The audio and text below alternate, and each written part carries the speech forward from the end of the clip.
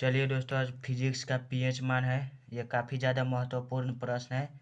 ये विज्ञान का ये 10th और 12th के बोर्ड एग्जाम में पूछे जाते हैं, क्योंकि 10th और 12th में एक ही पीएच मान होता है। चलिए, तो पीएच मान का मतलब क्या होता है? Power of hydrogen. तो पीएच का पीएच मान कितना होता है? 0 से 14 होता है। देखिए यहाँ पीएच मान कितना होता है? 0 से 14 तक, जिसमें आधा क्या है? आधा क्या होता है? अम्लीय। यहाँ अम्लीय 7 तक होता है, अम्लीय। और इसके आगे वाला क्या होता है? क्षारीय।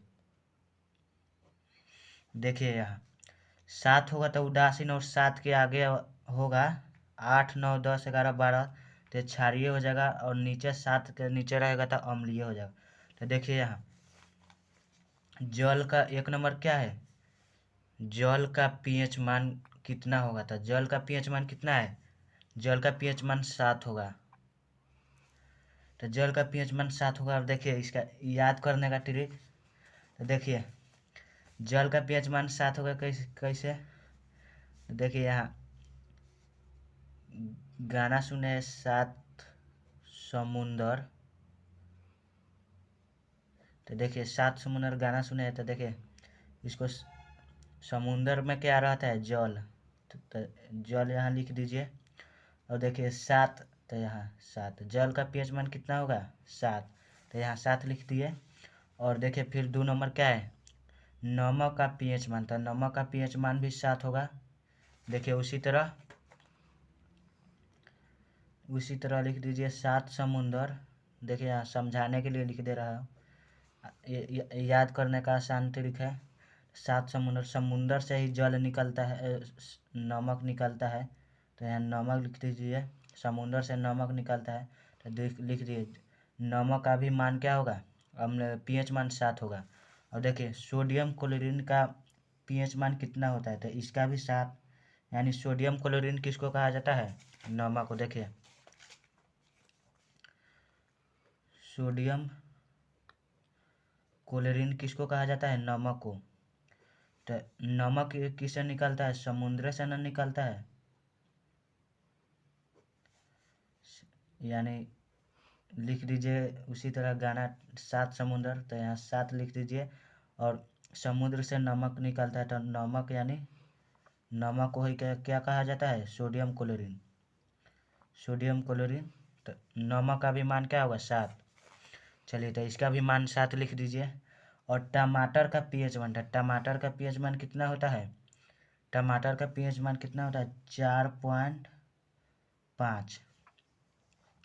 देखिए टमाटर का पीएच मान 4.5। तो देखिए टमाटर का पीएच मान 4.5 का याद करने का आसान ट्रिक।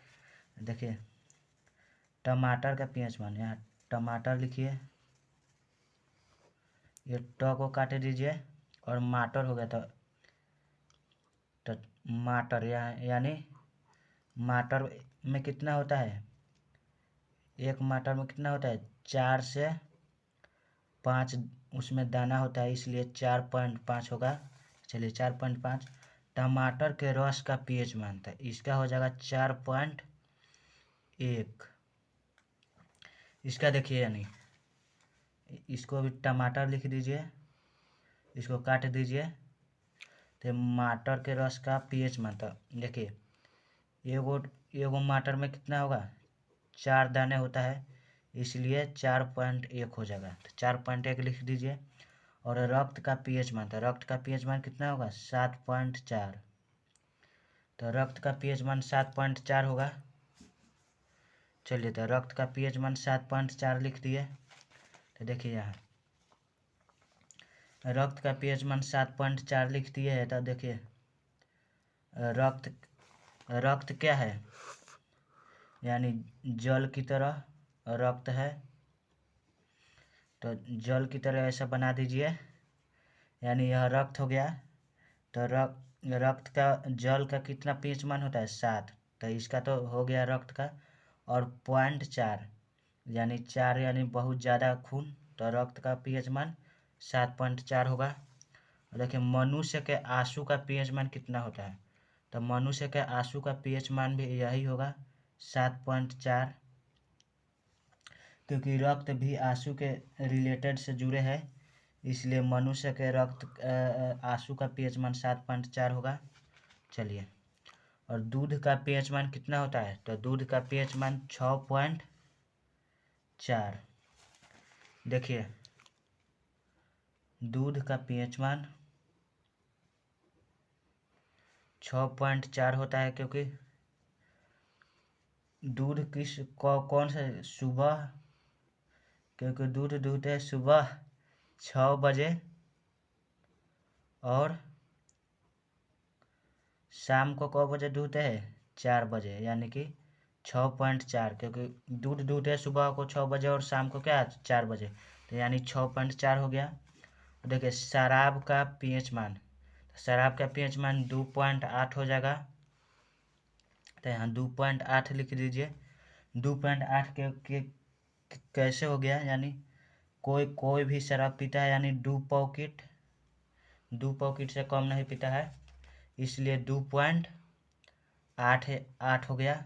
चलिए, अब समुद्र जल का पीएच मान कितना होता है, इसका होगा 8 पॉइंट कितना है 5, इसका हो जाएगा 8.5, क्योंकि देखिए यहाँ जल का पीएच मान कितना होता है 7, नमक का पीएच मान 7, तो यानी, और समुद्र जल का पीएच मान कितना होता है, समुद्र जल का पीएच मान 8.5, क्योंकि ये समुद्र क्या है अशुद्ध और अपार है, इसलिए इस अनगिनत है, इसलिए इसे ज़्यादा होना चाहिए जल से और नमक से, तो 8.5 हो जाएगा।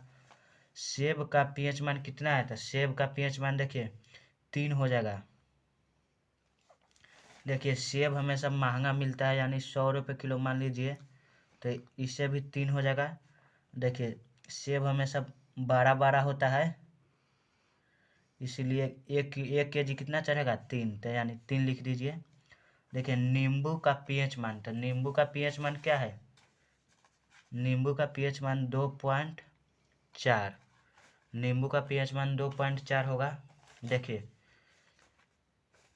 नींबू को हमेशा खरीदने जाते हैं तो इसे नहीं कहते ऐसे 1 के जी नींबू दे दीजिए, इसे हमेशा कहते हैं 2 या 4 नींबू दे दीजिए, तो इसलिए 2.4 हो जाएगा। देखिए हाइड्रोक्लोरीन का पीएच मान कितना होता है, तो हाइड्रोक्लोरीन का पीएच मान हमेशा 1 होता है,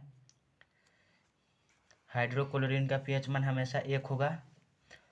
देखिए ये हाइड्रोक्लोरीन का पीएच मान 1 होगा, और सल्फ्यूरिक अम्ल का भी पीएच मान हमेशा 1 होगा।